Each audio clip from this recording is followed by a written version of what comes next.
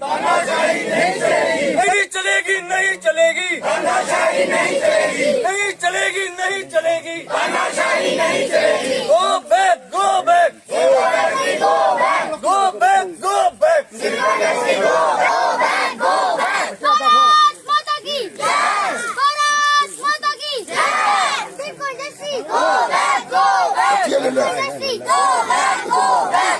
भारत माता की जय, सिर्फ इंडस्ट्री गो बैक, गो बैक, सिर्फ इंडस्ट्री लोक एकता जिंदाबाद, जिंदाबाद, जिंदाबाद, लोक एकता जिंदाबाद, जिंदाबाद, जिंदाबाद। Go back, go back, go back, go back, go back, go back, go back, go. हम गिलवाएंगे,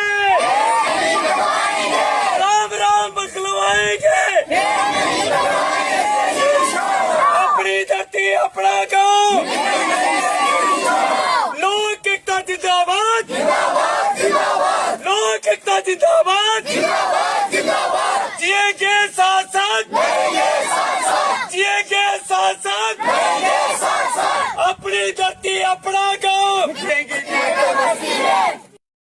जियां तुसें गी पता है और तुहाडे माध्यम तो असें अपनी जिहड़ी गल है 2 दिन बाद साड़ी इस ड्यूटी दे विच पल्ली ग्रां दे विच माननीय प्रधानमंत्री साहब आ करदे तो असें फैसला किया कि इत्थे प्रोग्राम करिए जिहड़ी सच्चाई है ग्राउंड दी रियलिटी है अस अपने माननीय प्रधानमंत्री साहब दे नोटिस से लियाइए through papers and electronic media.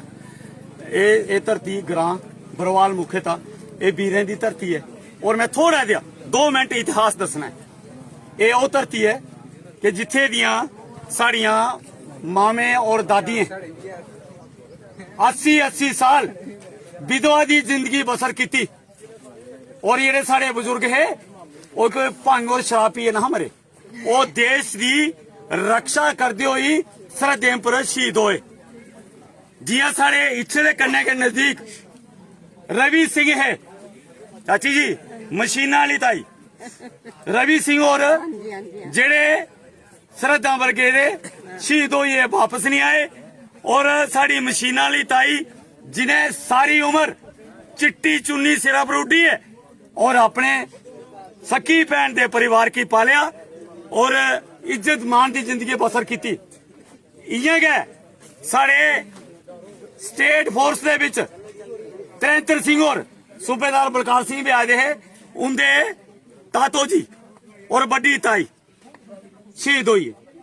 दुइया बेबे ताई गेजी मास्टर दिया मामी जी उनके हसबैंड का नाम भी त्रिंतर सिंह हा जेड़े फ्रंटियर पर लड़ते हुई कवालियां के लड़ते हुई शहीद हुई है और वो ताई जी ने देवी समान साड़ी ताई जी ही सारिया जड़िया बुजुर्गी हाँ उन्हें अपना मान सम्मान और पिछे अपने कोई ना होंगे बच्चे ना कुछ ना टीन एज छोटी उम्र च ब्याह ही होंगे ते हसबैंड जिसले चली जाते बार्डर वापस ना आते अपनी इज्जत मान की जिंदगी बसर की। मैं कन्ने आखना चाहना ये ग्रां बरवाल जिदे अलग अलग महल्लियां और मंडियों के विच साढ़े लोगों की इत्थों दे जांबाज सिपाहियों की मुरब्बे थोए अंग्रेजों की फौज विच भी जिले कोई हिंदुस्तानी वधिया परफॉर्म करता तो अंग्रेज उसी जमीन होंदे मुरब्बा जेड़े रेगिस्तान और थले पैले वाली जमीन ही जिदे च मुरब्बिया बलकार सिंह होंदे दादा जी उन्हें मुरब्बा थोया। मजलवंडा च कुलदीप पंच होंदे दादा जी उन्हीं की मुरब्बा थोया। रंजौर दे विच सूबेदार ज्ञान सिंह और उन्हीं की मुरब्बा थोया। ये जेड़ा जिथे अस खड़ोते दे हां इहदे कन्ने वाला महला जमूर सिंह मुरब्बी जी उन्हें की भी मुरब्बा थोया और ये साड़ी तारीख है। उदे बाद आई इन्ने दे विच 8 लोग इस ग्रां दे और फिर एक घर दे 2 लोग हैं और अस अपने लोगों की भी आखना चाहते हैं बच्चे की कराने कि जड़ियां जनरेशन इतिहास की नहीं जानदियां वो आगे नहीं बढ़ी सकदियां और इत्थे एक बेड़े च 2 नौजवान कुर्बानियां दित्तियां। Garaj Singh Veer Singh the brother of late Shri Chatar Singh and Janak Singh दोने मुल्क दे आस्ते लड़ते हुए शहीद होए और इतने अनगिनत स्टोरियां उन्हें इस ग्रां की सरकार गलत पॉलिसी करने और इतने जेडे एजेंट न जेडे लोग गब्बे दिए फसे दे ना थले लोके कहने ना उपर आला सरकार दे विच बैठे दे उन्हें एक साजिश के तहत इस इलाके की डिस्टर्ब और इसी बिल्कुल खत्म करने का प्लान किया है। अस ये आखना चाहते हैं इंडस्ट्रियां लाओ but not in this area. इतने जी वेजिटेशन है, इतने जो बूटा त्रुटा है, इतने जी आबो हवा है उसे अस कदाचित खराब नहीं होने देना चाहते। और देखो 2 साल के तजर्बे ने यह दसी उड़िया 2 साल कोरोना की बीमारी की वजह ने महामारी रही लेकिन साढ़े इन्हें ग्राएं दे विच किसी की कोरोना कख नहीं कर सके क्योंकि इथे वेजिटेशन बूटे त्रुटे इतने की आबोहवा इतनी स्ट्रांग बनाई देंदी है कि बीमारी शिमारी कोई इफेक्ट नहीं करना चाहती। इस करिए अस मौजूदा और आने वाले जिहड़ियां पीढ़ियां उनके बैटर फ्यूचर आस्ते उनकी सेहत आस्ते इतने इंडस्ट्री कदर नहीं लान देनी। और जो मर्जी कर लो इसी डेवलप कर लो, इसी टूरिज्म से डेवलप करो, अच्छे अच्छे टूरिज्म स्पॉट बनाओ, इतने नर्सरियां लाओ, सानू कोई इतराज नहीं। What industry not at all. और ये गल साड़ी पजानी है और ये बाद भी अस सारा गांव इकट्ठा करना है। बच्चा बच्चा इदे प्रति रोष प्रकट करा रहा है और सारिया निंद्रा आराम कर दी कि असें के बिगाड़िया जिस मुल्क की आजादी और जिसकी तरक्की असें सारे बजुर्गें कुर्बानियां दित्तियां। आने वाली जनरेशन इतने पोल्यूटेड एटमॉस्फेयर के अपाहिज पैदा हो कदे नहीं हो सकता। तो लिहाजा अस तुहाडे माध्यम से यह गल माननीय प्रधानमंत्री जी और इस ड्यूटी के बैठे दे लेफ्टिनेंट गवर्नर साहब के नोटिस लेनी है कि इत्थे दा प्रपोजल इंडस्ट्री वाला कैंसल कर दियो। इत्थे इंडस्ट्री नहीं लगेगी, इसे डेवलप अगर करना है और there are so many other fields उनके जरिए कर दो। जय हिंद। आपके माध्यम के थ्रू प्रधानमंत्री जी को ये संदेश पहुंचाना चाहता हूं कि प्रधानमंत्री जी आप जहां विकास करने जा रहे हैं लेकिन हमें ऐसा लगता है कि आप हमारा विनाश करने जा रहे हैं। ये मेरे गांव की धरती है, इस धरती पे कम से कम 4000 पेड़ आम का ये सिडको इंडस्ट्री वाले काटने जा रहे हैं और इसके अलावा 20,000 दूसरा पौधा है जो काटने को जा रहे हैं। और सिडको जी से जब बात करते हैं तो सिडको वाले कहते हैं कि हम 40% वहां पेड़ पौधे लगाएंगे। मैं आपके माध्यम से पूछना चाहता हूं, आज तक कोई ऐसा एरिया है जहां सिडको ने 40% पेड़ पौधे लगाए हों अपनी धरती पे? अगर उन्होंने लगाए हैं तो हम उनको अलो करेंगे कि वो यहाँ अपनी जो भी इंस्टॉलेशन है वो कर सकते हैं, अदरवाइज हम यहाँ पेड़ पौधे नहीं कटने देंगे।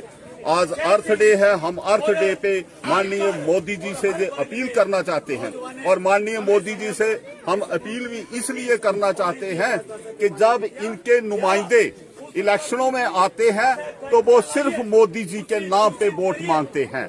वो कहते हैं कि आप हमें वोट दो सिर्फ मोदी के नाम पे, मोदी जी को हमने ये करना है, मोदी जी को हमने वो करना है। इसलिए जब भी हमारा प्रदर्शन होगा तो हम बात जो है अपनी मोदी के सामने ही रखेंगे क्योंकि ये नाकाबिल हैं। इसलिए हमारा बार बार आग्रह है मोदी जी से कि आप यहाँ प्लीज, हमारे 7 गांव हैं, 7 गांव के कम से कम 30,000 की आबादी है और इस आबादी की छाती पे आप इंडस्ट्री मत लगाओ प्लीज। मोदी जी से ये बार बार निवेदन है कि आप इस जगह पे इंडस्ट्री मत लगाओ। धन्यवाद। और यहाँ कुछ लोग जम्मू की टीम भी आई है और आगे पीछे से भी जो एनवायरमेंटल एक्टिविस्ट हैं वो सारे आज गांव बरवाल के अंदर इकट्ठा हुए हैं।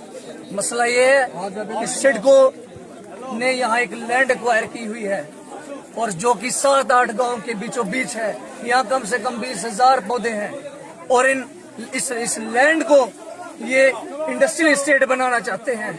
और इंडस्ट्रियल एस्टेट के हमने नुकसान देखे हैं, चाहे गोविंदसर में हो या चाहे बाकी एरिया के अंदर हो।